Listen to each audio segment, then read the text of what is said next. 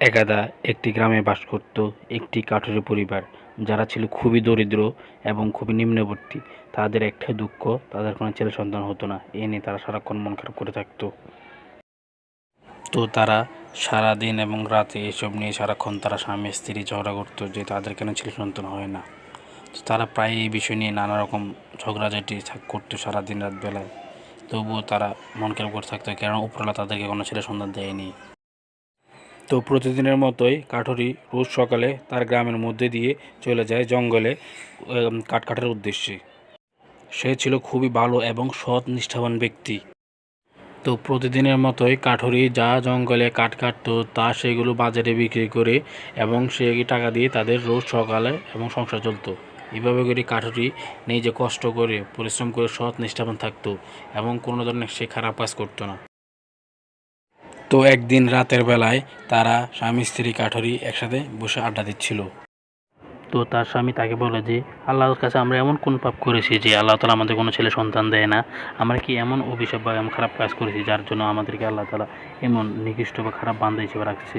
তো তার স্ত্রী তাকে সান্ত্বনা দিয়ে যে তুমি হতাশ হইও না, আল্লাহ তাআলা ঠিকই একদিন আমাদেরকে ছেলে সন্তান দিবে, তুমি ধৈর্য ধরো, এই বলে তার স্ত্রী তাকে সান্ত্বনা দেয়। তো একদিন সকালে ওই কাঠুরি বাজারে যাচ্ছিল তার সংসারে কিছু জিনিসপত্র কেনার জন্য যা তার প্রয়োজন। তো সে বাজারে যাওয়ার পর দেখল যে বাজারের চারপাশের লোক তার দিকে ভীষণভাবে তাকিয়ে রয়েছে।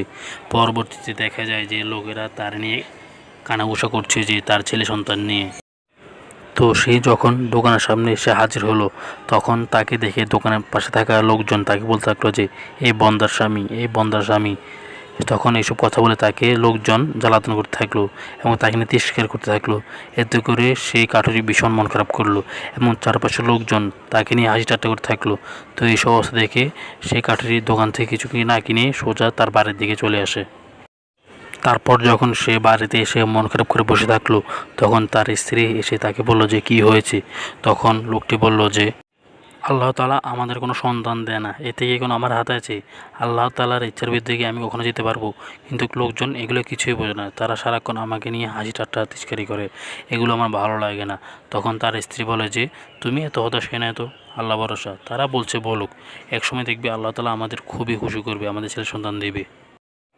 সেই দিন রাত্রে ওই কাঠুরির স্ত্রী ঘুমালেও সেই কাঠুরি ঘুমাতে পারলো না।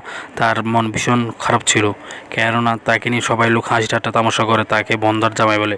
এসব নিয়ে সে মানব উয়ন নিয়ে সারা রাত ধরে সজাগ থাকলো এবং সারা রাত এভাবে শুয়ে থাকলো, কেননা তার চোখে ঘুম নেই, লোক তাকে নিয়ে খারাপ আলোচনা করে। এইসব নিয়ে সে সারাক্ষণ সারা রাত কাটিয়ে দিল এভাবেই। তো সেই কাঠুরির গ্রামে ছিল একটি রাক্ষস, সে ছিল খুবই ভালো।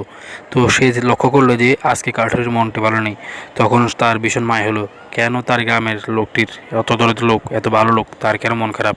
তো এই বিষয়টি নিয়ে তার মনে ভীষণ আনচান করে। তখন সে তার বাড়িতে গিয়ে হাজির হলো, দেখলো যে তার বাড়ির কী অবস্থা।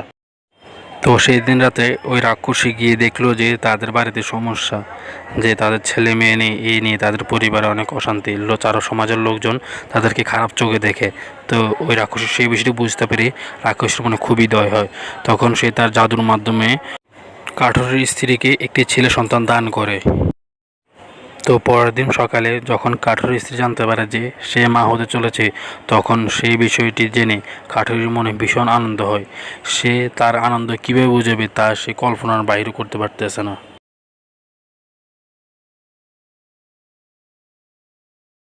তো কাঠুরির পরিবারে প্রায় এক সপ্তাহ পর আল্লাহর রহমতে তাদের ঘরে একটি ছেলে সন্তান জন্মগ্রহণ করে। এতে করে কাঠুরি এবং তার স্ত্রী তারা দুজন ভীষণ খুশি হয় এবং খুশিতে তারা আল্লাহর কাছে হাজার হাজার শুকরিয়া আদায় করে।